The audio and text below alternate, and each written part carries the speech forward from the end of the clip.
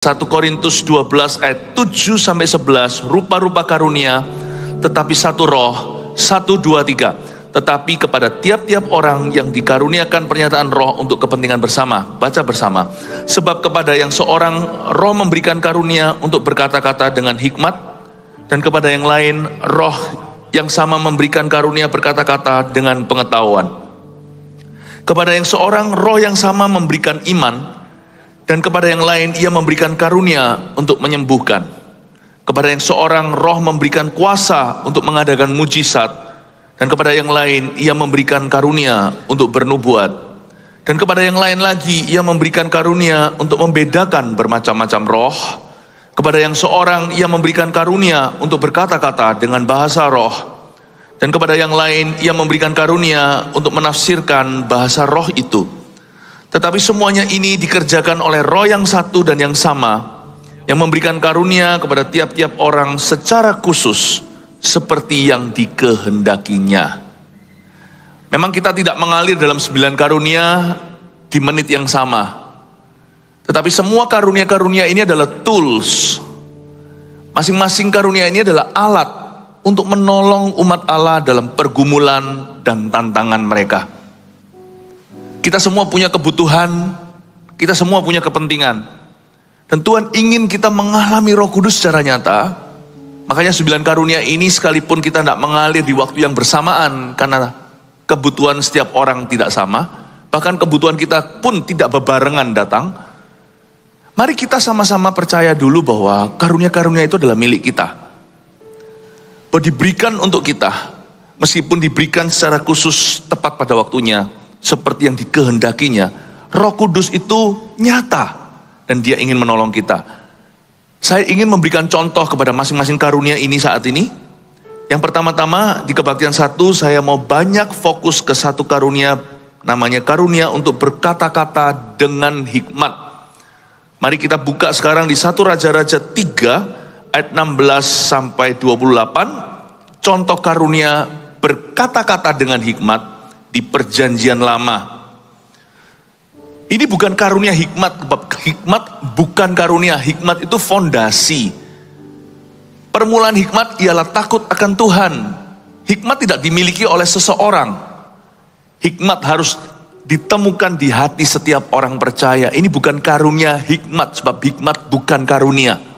Ini karunia untuk berkata-kata dengan hikmat. Words of wisdom, bukan wisdom. Bahkan di Alkitab ada kitab hikmat seperti Amsal, Pengkhotbah. Itu semua untuk kita. Tetapi ini karunia yang diberikan secara spontanitas oleh Tuhan. Ketika kita memerlukannya, saya jadi ingat perkataan Yesus di Perjanjian Baru. Yesus berkata, kalau kamu diperhadapkan di mahkamah agama atau suatu situasi yang sulit, don't worry. Come ready, datanglah dengan hati yang penuh dengan Roh Kudus dulu. Nanti kata-kata itu akan diimpartasikan. They will be granted to you. Kata-kata yang tepat itu nanti akan diberikan kepadamu. Roh Kudus yang akan memberikannya. Bapa akan memberimu kata-kata tepat waktu dan tepat guna. Sehingga kamu tahu bagaimana menghadapi dan menjawab orang-orang yang menuduhmu. Sehingga kamu bisa membuktikan bahwa dirimu tidak bersalah. Kalau memang demikian, Yesaya 54 berkata. Tuhan itu akan memberikan kepada kita. Dan ini berguna bukan hanya untuk situasi pengadilan misalnya, tapi parenting juga. Leading atau memimpin seseorang dalam kepemimpinan kita, dalam tugas-tugas kita. Dan juga sangat bermanfaat dalam berkhotbah. Saya selalu minta karunia ini kalau saya sebelum khotbah, beri saya kata-kata hikmat Tuhan. Supaya jemaat bisa mengerti sesuatu yang dalam, dipermudah. Bukan saya berteologi ria, membuat rumit firman Allah. Bahkan kata-kata hikmat itu bisa disusun demikian rupa. Ini bukan soal fasilida, karena fasilida bisa aja orang tanpa Roh Kudus kalau memang dia bakatnya demikian. Tetapi ini kata-kata yang akan mengubah hati seseorang. Tidak perlu bertele-tele, susunan kalimat dan kata-kata itu bisa mengena, membuka pengertian, atau menjawab seseorang. Ini juga perlu untuk konseling. Dan ini juga perlu untuk komunikasi kita dalam keluarga. untuk meeting, untuk rapat dan sebagainya. Dan terutama untuk memecahkan masalah. Kata-kata hikmat itu penting sekali. There is power. There's power in them. Ada kuasa di dalam kata-kata hikmat kalau karunia itu dari Roh Kudus datangnya. Kita lihat sekarang ceritanya di 1 Raja-Raja pasal 3. Ayat 16, ini judul di Alkitab kita, hikmat Salomo pada waktu memberi keputusan. Cerita yang sangat klasik tentang Salomo membereskan pertikaian antara dua wanita rebutan baby. Hikmat Salomo pada waktu memberi keputusan. Saya berikan penjelasan dulu dalam hal ini. Hikmat Salomo adalah bagaimana saya bisa menjelaskan hikmat itu apa ya. Hikmat kalau bukan hanya permulaannya adalah takut akan Allah. Hikmat itu memang permulaannya takut akan Tuhan. Tapi hikmat sendiri tidak berakhir pada takut akan Allah. Hikmat itu sebuah aplikasi atau sebuah kemampuan untuk menerapkan pengetahuan firman atau pengetahuan kita akan Tuhan dan dengan cara yang baik dan benar. Hikmat itu the ability to apply knowledge for the right use and right purpose. Kemampuan untuk menerapkan pengetahuan firman untuk tujuan yang baik dan benar. Dan kata-kata hikmat itu muncul sebagai sebuah pedang roh dalam setiap situasi yang diperhadapkan kepada kita. Saya bolak-balik ditolong oleh karunia ini. Sebenarnya saya ini sono-sononya saya nggak fasih lidah. Kalau memang bukan momentumnya gitu, saya diajak bicara saya ae. Kadang-kadang kata-kata saya juga tidak berbobot. Tapi ketika memang saya ditaruh pada spotlightnya, tidak tentu di atas mimbar, tetapi ketika situasi itu akan mempengaruhi kehidupan banyak orang, Tuhan memberi saya kata-kata brilian untuk saya ucapkan, dan itu mengubah situasi dan kondisi, bahkan memutarbalikkan pikiran orang dan bisa menaklukkan semua kubu-kubu pikiran manusia yang menentang pengenalan akan Tuhan. Sometimes I'm amazed myself. Kadang-kadang saya sendiri bisa terkagum-kagum. Jangan kagum sama diri sendiri, saya tidak lakukan itu juga. Terkagum-kagum, bagaimana Tuhan bisa menaruh kata-kata yang saya tidak pikirkan. Kata-kata yang tidak saya duga, ketika keluar saya sendiri terkejut, loh kok bisa begitu ya? Dan itu ada power, ada kuasa di dalamnya. Kita nggak kesurupan, kita kepenuhan. Dan waktu kita penuh dengan Roh Kudus, Petrus berdiri dan berkata, saudara-saudara, nilai sendiri. Apakah kami sepatutnya lebih taat kepadamu manusia daripada taat kepada Allah? Semua orang mereka terkagum-kagum, mereka tercengang karena mereka semua mahkamah agama tahu bahwa orang-orang yang mereka tangkap ini sekelompok nelayan, illiterate atau buta huruf bahkan.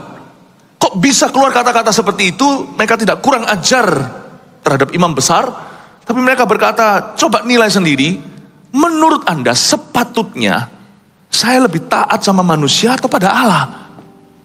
Mereka nggak bisa ngomong. Kalau mereka berkata taat pada kami, mereka kan dihujat oleh rakyat. Kalau mereka berkata taat pada Allah, kenapa kami kau sesah? Yesus ditanya, dengan kuasa mana, otoritas mana kamu melakukan semua mujizat? Tuhan bilang, aku tanya dulu sama kamu. Kamu jawab pertanyaanku, aku jawab pertanyaanmu. Dia berkata, kenapa Daud berkata dalam tulisannya, dia menyebut keturunannya itu di atas tahta, kepadamu Allah. Padahal itu keturunannya. Jawab dulu, Mesias anak Daud bukan? Apakah Mesias juga Allahnya Daud? Mereka nggak bisa jawab. Dikasih koin. Waktu Tuhan tanya, bayar pajak, boleh nggak bayar pajak kepada Kaisar? Kaisar itu zaman dulu orang Roma itu penjajah. Jadi kalau Yesus berkata bayar sama mereka, ini bukan government yang sah, bukan pemerintah bangsa. Ini penjajahan. Kalau Yesus berkata, iya, semua orang Yahudi akan antipati sama dia. Wah, berarti dia ini pengkhianat bangsa, negeri sendiri. Tapi kalau dia berkata, jangan, Yesus bisa tangkap oleh tentara Roma. Yesus bisa dianggap sebagai pemberontak atau pembangkang. Tuhan bilang, kasih aku koin. Wajah siapa? Wajah Kaisar. Berikan pada Kaisar apa yang milik Kaisar. Kalau kamu pakai mata uang ini, mereka berhak. Berikan kepada Allah yang milik Allah. Sebelum kita baca ini ya, saya kasih cerita-cerita dulu. Waktu saya pergi ke Israel tahun 2013, saya khotbah di teritori Palestina. Orang-orang disembuhkan, di antara orang yang disembuhkan itu adalah orang-orang yang menertawakan Yesus yang rame-rame waktu saya secara sah dengan izin di tangan. Saya menyampaikan firman ketika lagu-lagu pujian dinaikkan. Itu mereka yang huru-hara membuat kerusuhan itu yang sembuh dulu. Ketika saya berkata, di Bethlehem ini, tempat Yesus lahir. Yesus itu masih ada. Dia bukan hanya lahir di sini, sekarang dia di sini. Tuhan itu meneguhkan perkataan hamba Tuhan. Sembuh itu orang-orang yang membuat kerusuhan. Mau tahu, ternyata kerusuhan terbesar bukan dari orang, tetapi dari panitia lokal. Bukan gereja Mawar Siaran tentunya. Sebelum mikrofon saya serahkan, saya ditanya sebuah pertanyaan di depan semua and televised. Pastor Philip tentunya mengasihi kami. Tembok pemisah Israel Palestina di depan ini. Di depan kelihatan temboknya, tinggi meteran. Tentunya Pastor Philip berharap dan berdoa agar tembok ini diruntuhkan. Supaya tidak ada pemisahan antara Palestina dan Israel kan. Saya jawab, iya. Saya nggak kembali ke Israel. Saya nggak bisa terbang dari Bethlehem. Saya harus terbang dari Tel Aviv. Saya bilang tidak. Saya nggak keluar dari Palestina. Di depan semuanya, kalau Anda grogi di depan semuanya, saya juga tukang grogi di depan orang sebenarnya. Sebagai anak kedua yang seringkali pelin-pelan. Saya ditodong dengan pertanyaan seperti itu setelah orang-orang sembuh dan terima Tuhan. Itu di alun-alun kota, itu outdoor, Anda type di YouTube sudah keluar itu laporan kemenangannya. Saya menjawab, tapi di dalam laporan itu saya tidak masukkan ini, hanya cerita ke jemaat. Tuhan kasih saya hikmat, langsung on the spot. Father God gave me the word. Allah Bapa memberikan kepada saya, titipkan kata-kata dan Roh Kudus urapi kata-kata itu. Saya pegang mikrofonnya sekali lagi. Saya berkata, concerning this wall, pakai bahasa Inggris saya ucapkan, bahkan bukan bahasa kesatu saya. Mikir itu perlu translation, perlu terjemahan dulu. Tapi untungnya Roh Kudus tidak pernah serahkan saya ke maut. Saya berkata, concerning this wall, tembok ini, bukan pada wewenang saya, ini kedaulatan Allah, berdiri atau runtuh, history of this world atau sejarah dunia di tangan Tuhan. Tapi the wall in your heart, tapi tembok yang ada di hatimu, Palestina, Israel atau bukan, benci antara sesama, iri, pertikaian, itu urusanku hari ini untuk aku runtuhkan dengan kasih dan dengan firman Allah. Tercengang dia, gak bisa jebak saya. Tembok di dalam hati Anda, mungkin antara suami istri, termasuk ras bangsa, politik segala, pokoknya hati manusia, saya nggak peduli bendera. Saya datang ke sini sebagai ambasador kasih dan kebenaran, itu yang aku runtuhkan. Semua diam, akhirnya tepuk tangan, turun ke bawah, saya lap keringat saya. Saya hampir mati di atas situ. Bapak Ibu Saudara, words of wisdom adalah kata-kata yang not pre-thought of, tidak dipikirkan lebih dulu. Tapi kalimat itu akan membawa maju agenda Tuhan dalam hidupmu dan agenda Tuhan dalam kehidupan orang lain melalui dirimu. Kita sekarang baca bagaimana kita mengaplikasikan ini ya. Hikmat Salomo pada waktu memberi keputusan, ayo kita swimming atau kita berenang bersama-sama di ayat demi ayat. Mulai ayat 16. Pada waktu itu masuklah 2 orang perempuan sundal menghadap raja, lalu mereka berdiri di depannya. Konteksnya nggak bagus. Ini 2 pelacur, ini bukan perempuan baik-baik. Kalau mereka sudah amoral, biasanya mereka juga nggak jujur. Jadi raja nggak gampang nih Salomo. Buktinya ini kasus susah, kalau nggak dibawa langsung ke meja raja. Biasanya mereka ada hakim-hakimnya. Tapi karena hakim-hakim juga sudah angkat tangan, raja turun tangan. Janganlah Anda takut kalau diperhadapkan dengan situasi yang sulit, seperti tali yang bulat. Jangan takut, ada Roh Kudus. dalam ketidakpastian, ketidaktentuan, dan dalam kejahatan hati manusia sekalipun di dunia yang gelap ini, ada terang Kristus. Kata-kata hikmat ini guiding light, atau sebagai cahaya yang membimbing kita. Pada waktu itu masuklah 2 orang perempuan sundal menghadap raja, lalu mereka berdiri di depannya. Saya langsung tahu di ayat 16 bahwa Salomo harus mengambil keputusan di antara 2 kesalahan. Kata-kata hikmat itu berguna bukan hanya untuk bisa memisahkan yang benar dari yang salah, tetapi mana yang lebih benar di antara 2 orang yang salah. Bayangkan, saya yakin perempuan sundal ini semua membuat kesalahan. Ini bayi-bayi ilegal ini. Ini bayi-bayi mereka, satu yang mati ini, 2 adalah bayi hasil perzinahan dan percabulan. Pasti mereka sendiri nggak clear, nggak jelas papanya siapa. Ayo, mereka nggak tahu. Jadi Salomo langsung ngerti nih, waduh Tuhan, hari ini aku datang ke kantor ternyata diperhadapkan dengan masalah yang begitu rumit, hanya Tuhan yang tahu. Belum ngomong ke ayat 17, belum lanjut, Salomo tahu apa yang dia hadapi di sini. I have to decide between wrongs. Aku harus memutuskan hari ini di antara 2 yang salah ini, mana yang lebih benar. Wah, sulit sekali. And it was televised, artinya semua yang Salomo lakukan meskipun belum zaman teknologi dipandang oleh seluruh bangsa. Hari ini jatuh bangunnya seorang raja kalau kasus ini tidak selesai. Raja dipermalukan dan nama Tuhan lebih dipermalukan lagi. Pernahkah Anda terhimpit dalam sebuah masalah? Maju salah, mundur salah. Saya pinjam kalimat Dono Kasino Indro. Pernah diperhadapkan seperti itu? Mungkin juru selamatnya dengan J huruf kecil adalah kata-kata hikmat yang Allah akan berikan kepadamu. Di antara 2 orang perempuan sundal yang berdiri di depannya, hari itu Salomo diperhadapkan dengan sebuah rapat. Mereka berdiri di depannya, kata berdiri di depannya di situ menjelaskan kepada kita bahwa ada sebuah meeting yang terjadi. Berdiri di depannya itu formal sekali. Ini adalah, bayangkan suatu situasi peradilan. Hakim-hakimnya pun gak tahu bagaimana memutuskan. Salomo harus memutuskan sendirian. Kata perempuan yang satu kita dengarkan, ya tuanku, aku dan perempuan ini diam dalam satu rumah, dan aku melahirkan anak pada waktu dia ada di rumah itu. Ini mungkin rumah bordilnya. Kemudian pada hari ketiga sesudah aku, perempuan ini pun melahirkan anak. Perhatikan kalimat berikutnya, kami sendirian, we were alone. Tidak ada orang luar bersama-sama kami dalam rumah. Hanya kami berdua saja dalam rumah. Berarti tidak ada CCTV. Susah untuk diketahui mana benar mana salah.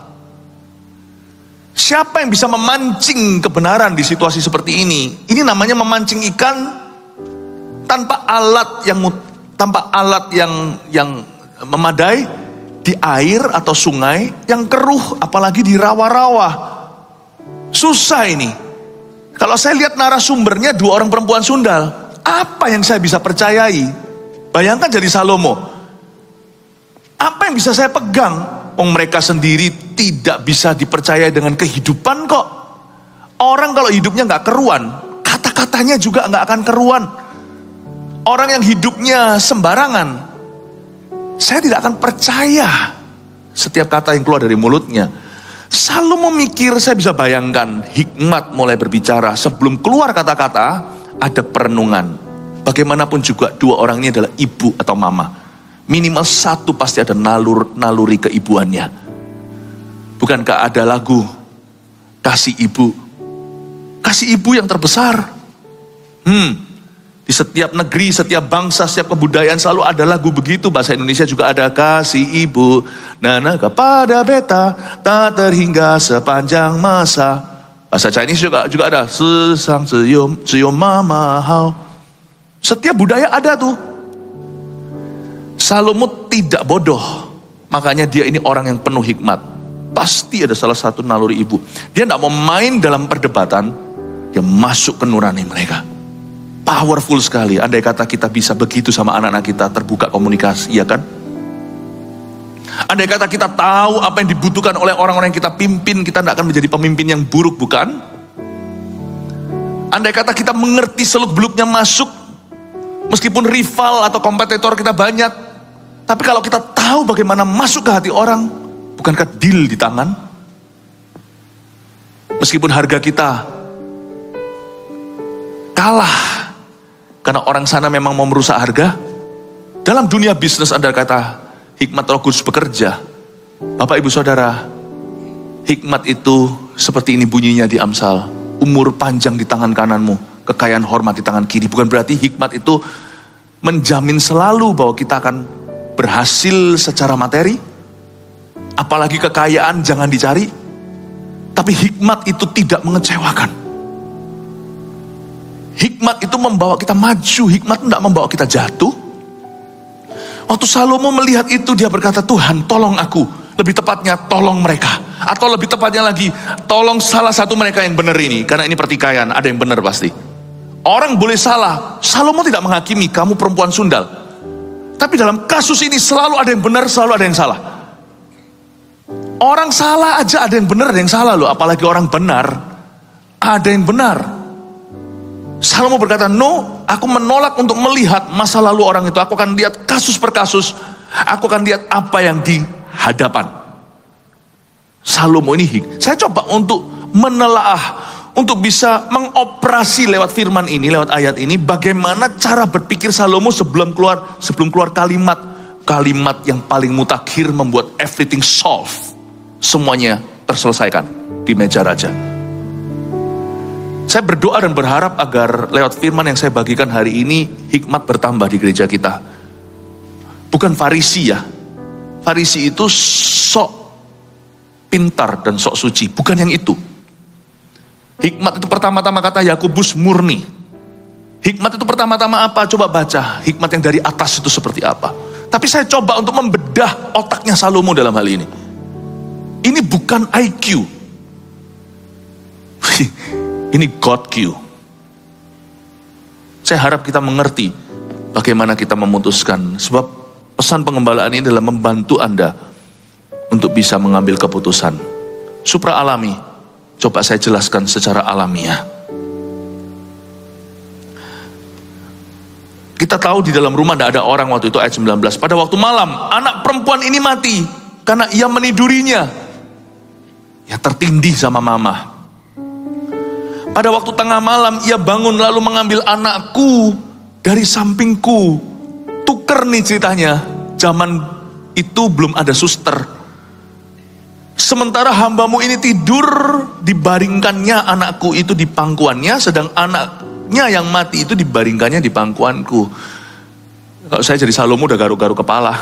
Waduh, mana bisa dibuktikan, siapa yang tahu, mana evidence-nya. Tuker bayi itu kejahatan sekarang masih ada loh. Saya dengar di dunia modern, makanya kita bisa parno-parno sendiri. Waktu saya punya anak, saya pastikan saya liatin anak saya. Meskipun gak bisa jauh-jauh lah ya, buah gak jauh jatuh.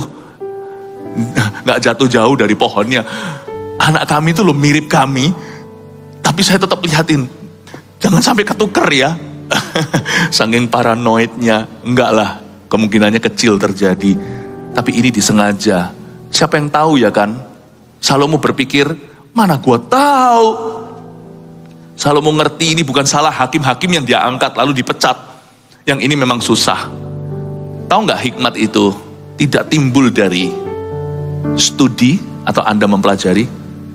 Hikmat itu timbul dari kedekatan, bukan pengetahuan. Makin dekat kita sama Tuhan, kita makin berhikmat. Makanya orang-orang yang ngaku dia dekat sama Tuhan, kalau kita nggak bisa lihat hikmatnya, jangan percaya. Tapi orang-orang yang merasa berhikmat dan bijaksana tapi hidupnya amoral juga jangan percaya, karena buah pohon itu berbicara sendiri. Karena hikmat Allah, Yakobus katakan, hikmat yang dari atas itu pertama-tama murni atau holy. Tapi saya pelajari di sini. Disinilah hakim-hakim tidak bisa berbuat sesuatu. Karena waktu itu Salomo pada waktu masih bagus, nanti dia memang meninggalkan Tuhan. Ternyata orang berhikmat pun kalau nggak jaga hati dengan segala waspada juga bisa hilang tapak kakinya dalam kerajaan sorga. Hati-hati ya, hati-hati juga jangan sampai kita menjadi mantan bijaksana. Tapi saya pelajari di sini, pada zaman itu Salomo lah yang paling dekat hubungannya sama Tuhan. Begitu dekatnya sama Tuhan, hikmatnya itu loh. Salomo tidak bisa pecat hakim-hakimnya, dia tahu bahwa ini nggak bisa dipelajari di university. Ini hanya muncul dari kedekatan dengan Allah. Hanya dekat Allah saja aku tenang, daripadanya lah keselamatanku. Salomo tidak sama sekali bergeming menghadapi situasi ini. Ayat 21, ketika aku bangun pada waktu pagi untuk menyusui anakku, tampaklah anak itu sudah mati. Tapi ketika aku mengamat-amati dia pada waktu pagi itu, tampaklah bukan dia anak yang kulahirkan, diamat-amati. Kita aja loh, di zaman modern ini, apalagi zaman dulu belum ada suster dan semuanya hanya bidan-bidanan, dan ini di rumah bordil, ini di lokalisasi. Ini di daerah-daerah merah, red zone. Kita aja di zaman modern ini yang paranoid, bisa liatin terus anaknya, udah diapalin kok, tanda lahirnya di mana. Gelang di tangannya ditulis marga kita, Baby Mantova. Saya bisa bayangkan, mama yang asli pasti tahu ini bukan anakku. Tapi bukti itu kan subjektif karena Salomo tidak tahu. Salomo nggak ada di situ. Dan terus terang loh ya, kalau bukan anak kita sendiri, bayi itu semua tampaknya sama. Saya pernah tanya sama satu dokter anak. Dokter anak itu tertawa, berkata, semua orang berkata, ih mirip sama papa, mirip mama. Sebenarnya anak itu kalau bayi baru lahir itu mirip semua. Mana ada yang mirip siapa sebenarnya? Mana bisa tahu? Salomo juga bisa bedain yang mana mirip sama kamu? Nggak bisa. Mungkin anaknya dibawa siapa tahu ya kan? Anaknya di luar sementara mereka berdebat. Ketika bangun pagi aku menyusui, ini bukan anak yang kulahirkan. Kata perempuan yang lain itu, coba dengarkan pertikaian. Perempuan yang lain berkata, bukan. Langsung disangka, anakku lah yang hidup dan anakmu lah yang mati. Salomo mulai baca, ini kok pakai emosi. Satu emosi ibu, satu emosi nafsu. Tapi tunggu dulu, masih terlalu dini. Tidak bisa lewat persepsiku ini menjadi solusi. Nanti lihat ya, solusinya bukan pada penilaian Salomo. Sekalipun Salomo punya kepekaan dan Salomo punya naluri. Dia punya firasat. Firasat kita kadang benar, tapi nggak selalu benar. Tapi nanti yang menjadi solusi beneran adalah kata-kata hikmat yang muncul dari mulut Salomo. Saya tunjukkan kata-kata hikmat ini, kalau diucapkan di konteks yang lain, sangat salah kedengarannya. Tidak bisa kata-kata hikmat di satu situasi itu dipakai untuk situasi lain, atau di mulut orang lain pun beda kuasa. Kata perempuan yang lain itu, bukan, anakku lah yang hidup, anakmu lah yang mati. Tetapi perempuan yang pertama berkata pula, bukan, anakmu lah yang mati dan anakku lah yang hidup. Dua perempuan berkata yang sama, bukan. Tapi ayat 22 saya bayangkan, dalam bukan-bukanan itu Salomo bisa membaca, bukan yang satu ini keluar dari hati yang sangat-sangat pedih mengasihi anaknya yang diambil. Yang satu lagi berkata bukan. Kalau Anda baca kalimatnya persis sekali. Bukan, anakku lah yang hidup dan anakmu lah yang mati. Tapi perempuan yang pertama berkata pula, bukan, anakmu lah yang mati dan anakku lah yang hidup. Cuman terbalik, yang satu berkata anakku lah yang hidup dan anakmu yang mati. Yang satu berkata anakmu yang mati dan anakku yang hidup. Aduh, gimana nih yang benar yang mana? Salomo bisa mengerti langsung secara firasat. Yang satu kayaknya teriakan ibu, yang satu teriakan maling. Tapi Salomo berkata, nggak bisa, aku nggak bisa hakimi dengan cara begini. Tuhan itu bekerja sebelum muncul dari kata-kata itu, Tuhan itu bekerja lewat perenungan. Makanya itu renungkan firman siang dan malam. Ini akan mempengaruhi sini. Yang kau renungkan di sini itu akan mempengaruhi sini. Yang mempengaruhi sini akan keluar dari sini. Yang keluar dari sini itu akan memperkeruh situasi atau menyelesaikan masalah. Sebab pada kata-katamu ada kuasa.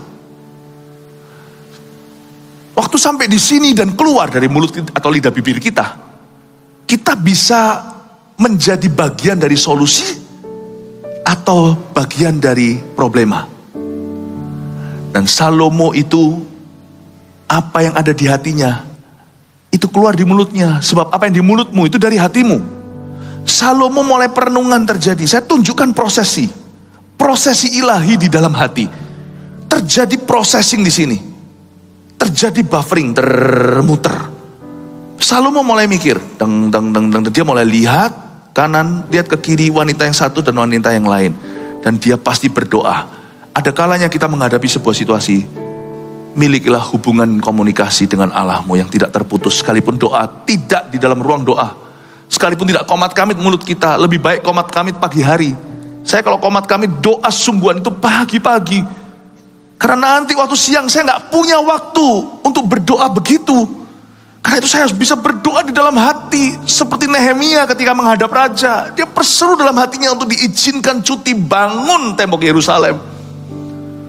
Hati kita tuh harus bisa teriak sama Tuhan. Dan seperti Salomo lakukan, Tuhan kasih aku kata-kata hikmat untuk selesaikan ini. Sebab aku sebagai raja hari ini tiada hakim lagi. Aku harus ketok palu. Apalagi seorang leader. Whether apakah Anda leader dalam sebuah company, apakah Anda pemimpin dalam kelompok kecil atau kelompok yang lebih besar, bahkan Anda kalau mempengaruhi orang yang ada dalam hidup Anda, setiap orang meskipun dia pekerjaannya biasa, dia adalah kuasa dan otoritas di keluarganya. Jadilah seorang pemimpin yang mudah diikuti. You must decide, yes upon yes, no upon no. Ya atau tidak. Gak bisa hari ini berkata, tunggu dulu ya, lalu pergilah mereka berdua. Lalu Salomo berkata, kasih aku waktu, aku doa dulu. Gak ada waktu, ini keluar bisa bunuh-bunuhan itu. Yang mati bayi. Nanti yang keluar, nanti berikutnya terjadi kasus murder, siapa tahu. Homicide, atau kasus pembunuhan. Itu bisa runyam jadinya. Semua di tangan Salomo. Can you feel the pressure? Rasa gak tekanan jiwa yang dihadapi oleh Salomo? Dua-dua berkata, bukan. Tapi Salomo sudah ngerti yang mana. By this time ayat 22, saya tahu, Salomo sudah tahu. Kata-kata hikmat itu bukan kesurupan, tiba-tiba lalu ngomong sesuatu. Enggak, itu keluar dari perenungan. Kata-katanya gak dipikirkan, tapi dia renungkan. Apa yang di hatinya itu, perenungannya menyenangkan Tuhan. Mau tahu kenapa keputusan kita tidak disertai? Kenapa seringkali keputusan kita membuat runyam, memperkeruh situasi? Karena renungan kita negatif. Saya bahkan tidak anjurkan Anda merenungkan yang positif. Tapi firman Allah tepatnya. Kalau kita renungkan itu, jangankan keputusan kita, kata-kata kita pun akan berbobot dari Tuhan. Karena itu, saya mau tunjukkan bahwa karunia berkata-kata dengan hikmat itu memang supra alami. Tetapi hati kita harus secara natural berjalan dengan Tuhan. Ternyata keluar dari roh yang sehat. Keluar dari sebuah hubungan yang tak terputus dengan Yesus. Dan Tuhan memberikan kata-kata yang tepat. Makanya itu jangan biasakan dirimu dengan perenungan yang salah. Apalagi orang-orang yang mulutnya seringkali dipakai untuk gosip. Sekali-kali boleh kita ceritakan yang negatif, itu pun harus tepat alamat demi supaya kita itu mendapatkan teman lawan bicara, agar supaya lebih cerah pikiran kita, terang. Tapi jangan, kalau kita lihat orang yang negatif melulu, saya rasa something is wrong with that person. Saya menunjukkan kepada Anda bahwa raja dalam hal ini pada ayat 22 sudah tahu harus mengatakan apa. Langsung ke ayat 23, lalu berkatalah raja. Haleluya. Lalu berkatalah raja. Pertama-tama ini belum kata-kata hikmat. Ini mulai masuk di intro dulu. Yang seorang berkata, anakkulah yang hidup ini dan anakmulah yang mati. Yang lain berkata, bukan, anakmulah yang mati dan anakkulah yang hidup. Ini enggak memecahkan masalah. Ini hanyalah assessment. Ini hanyalah survei keadaan. Saya percaya salah satu wujud kata-kata hikmat adalah diagnosa yang tepat. Berdoalah para dokter juga. Kasih diagnosa itu yang tepat. Tidak boleh malpraktek. Ngomong apa adanya, tapi jangan kasar. Ada cara lain untuk bicara. Kadang-kadang kita bisa jual mahal, karena banyak orang yang antri untuk diobati. Pendeta juga bisa lakukan itu, banyak orang yang antri untuk didoakan. Tapi ingatlah bahwa down inside you, di dalam dirimu, ingatlah bahwa Anda orang Kristen dulu, anak Tuhan. Dan Allahmu adalah kasih. Ada banyak jalan menuju Roma, karena ini bukan keselamatan. Cara kita break the news, kita nggak boleh memberi pengharapan palsu. Misalnya kalau yang kerja dalam kedokteran, ya, minta sama Tuhan kata-kata hikmat, karena pasien akan terasa seperti dipukul ketika diberitahu kanker ditemukan di tubuhmu. Tapi cara kita memberitahu itu, dokter harus memberitahu apa adanya, saya tahu. Tapi dengan cara, ada berbagai cara untuk memberitahukan. Ada dengan cara tonasi orang, spiritnya berkata-kata, itu bisa mematahkan atau memberi semangat kepada orang. Tidak bisa seorang dokter berkata dalam ilmu kedokterannya, oh ini nanti gak apa-apa. Kalau apa-apa ya apa-apa. Cuman kita juga sebagai seorang medis yang bekerja di dunia medis, perhatikan pemilihan kata-kata. Perhatikan susunan kalimat. Karena bagi orang yang praktek, dokter atau bukan, gampang untuk ucapkan. Tapi manusia punya perasaan juga harus dijaga. Kita harus jalan di mil kedua karena kita adalah anak-anak Tuhan. Tetap beritahukan, kankermu ini sudah stadium gawat. Mungkin fakta tetap disampaikan, tetapi mungkin ada cara lain juga untuk bisa jaga perasaan sekalipun mereka menerima news ini sebagai pukulan. Diagnosa yang tepat, karena pada waktu di ayat 23, Salomo berkata, yang seorang ngomong begini, yang seorang lagi ngomong begitu. Dia bilang, inilah survei keadaan. Objektifnya jelas, Salomo berkata, dalam hal ini tidak ada solusi ya ibu-ibu. Salomo tidak memberi pengharapan palsu. Objektifnya jelas. Dua-dua bertikai saling klaim. Sorry, aku gak bisa bantu. Kalimat berikutnya ini dahsyat. Sesudah itu raja berkata, disinilah ayat 24 inilah words of wisdomnya, kata-kata hikmat. Sesudah itu raja berkata, ambilkan aku pedang. Semua orang kaget. Semua di peradilan itu terkejut. Ambilkan aku pedang, lalu dibawalah pedang ke depan raja. Kata raja di ayat 25 tepatnya. Ayat 25 inilah kata-kata hikmatnya. Penggalah anak yang hidup itu menjadi dua, dan berikanlah setengah kepada yang satu, dan yang setengah lagi kepada yang lain. Coba pakai ayat ini dalam konteks yang lain. Akan terdengar salah sekali. Diulang lagi dalam kondisi berikutnya, sudah tidak sama. Karena berita tersebar, kalau nanti ada orang bertikai, nanti raja akan ambil pedang. Enggak. Kata hikmat tidak diulang kedua kalinya. Karena sudah tertebak. Penggalah anak yang hidup itu menjadi dua. Berikanlah setengah kepada yang satu, dan yang setengah lagi kepada yang lain. Saya sebut kata-kata hikmat adalah timely words of supernatural origin.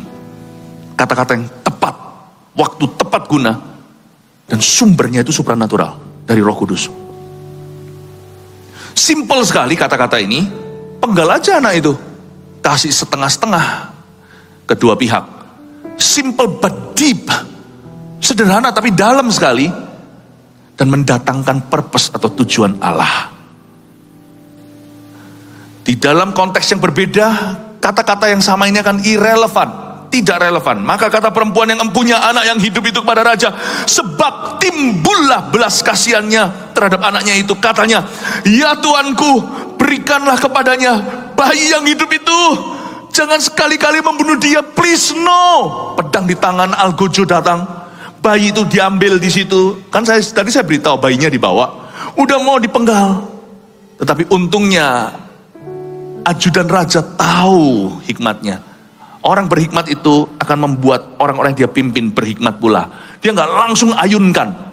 Waktu dia mau ayunkan, saya bisa bayangkan dia lihat mata raja.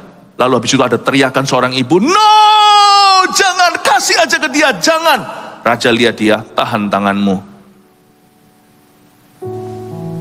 Algojonya begini. Itu bayi sudah dibalik, mungkin kakinya dulu seperti ini.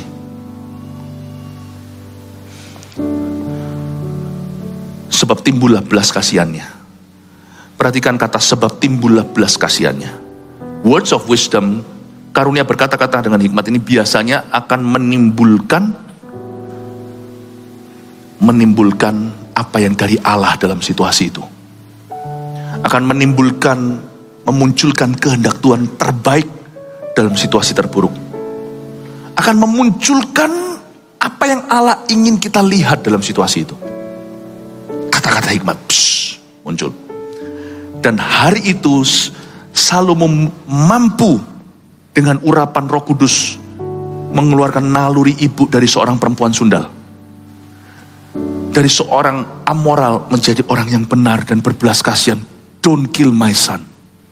Jangan bunuh. Oh, my daughter sih. Jangan bunuh anakku.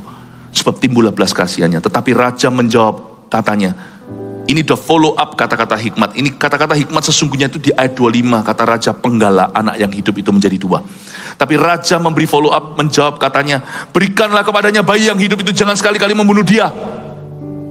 She is the mom. Dia itulah ibunya. Wow, dan seluruh orang Israel mendengar keputusan hukum yang diberikan raja ayat 28. Maka takutlah mereka kepada raja.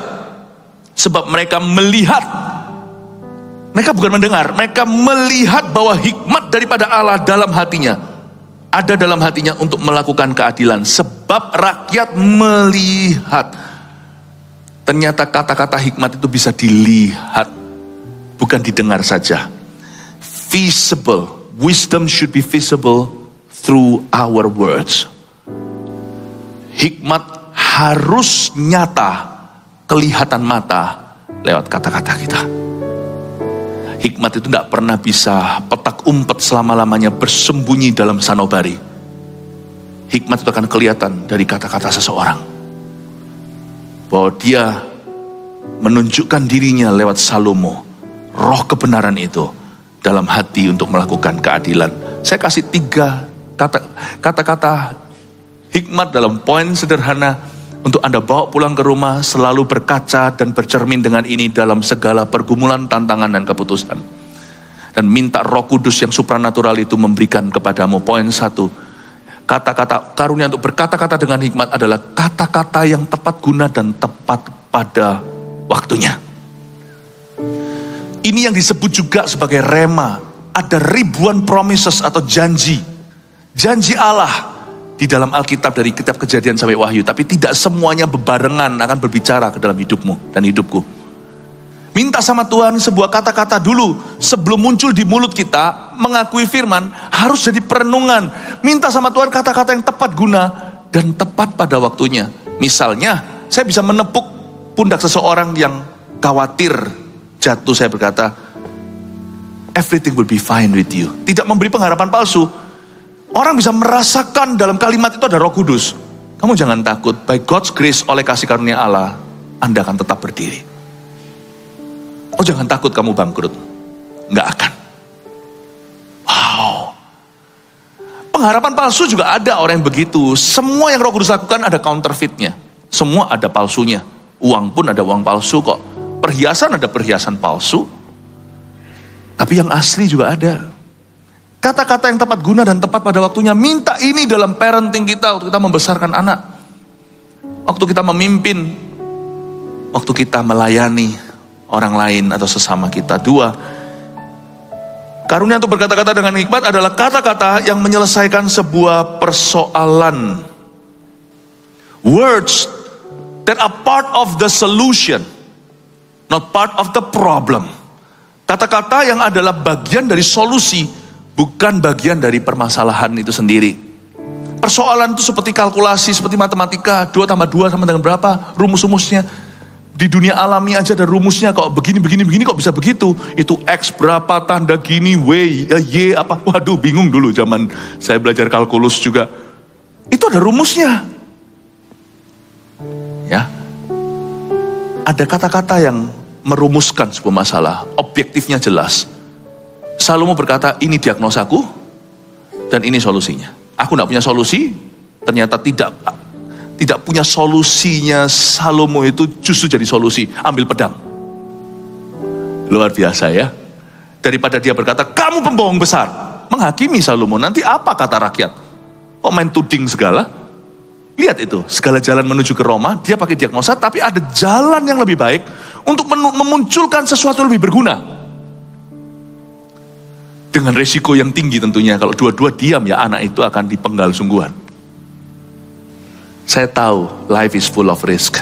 Makanya nanti kebaktian berikutnya saya jelaskan karunia untuk berkata-kata dengan pengetahuan. Itu dahsyat sekali. Because when you do not know, God knows. Untuk Allah atau kita tidak tahu, Allah tahu. 3, kata-kata yang menegakkan dan membela kebenaran Tuhan. Ingat ya, bukan karunia Roh Kudus itu berpusat pada Kristus. Dia tidak dipakai sebagai kalimat positif, bukan. Ini ada bedanya dengan menjadi seorang motivator atau dengar motivasi. Bukan, ini supra alami. Ini untuk menunjukkan dan glorify, untuk memuliakan kebenaran Kristus. Bahwa Roh Kudus adalah roh kebenaran atau the spirit of truth. God is always the beginning and the end of every gift from heaven. Allah kita itu adalah alfanya, omeganya, awal dan akhir segala karunia yang diberikan pada gereja. Tuhan Yesus berpusat di tengah-tengahnya. Saya berharap ketiga hal ini yang Anda catat dan perlu direnungkan lagi akan menjadi cermin ilahi.